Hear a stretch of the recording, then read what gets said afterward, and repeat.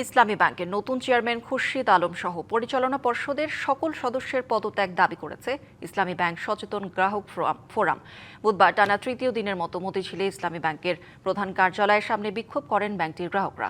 অতীতে ব্যাংক খাতের অনিয়ম ও বিতর্কের সঙ্গে সংশ্লিষ্ট ব্যক্তিদের আবারও ব্যাংকের পরিচালনায় আনার চেষ্টা চলছে বলে অভিযোগ করেন তারা। এ সময় ব্যাংকের স্বচ্ছতা, জবাবদিহিতা ও গ্রাহকদের স্বার্থ রক্ষায় প্রয়োজনীয় পদক্ষেপ নেওয়ার আহ্বান জানানো হয়।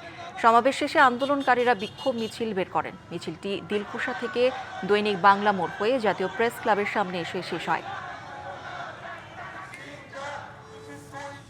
যারা এই ব্যাংক থেকে লুটপাট করেছিল সেই ব্যাংক টাকা এস আলমের হাতে, তার ঘনিষ্ঠ লোকদের হাতে তুলে দেওয়ার একটি পায়তারা করা হচ্ছে।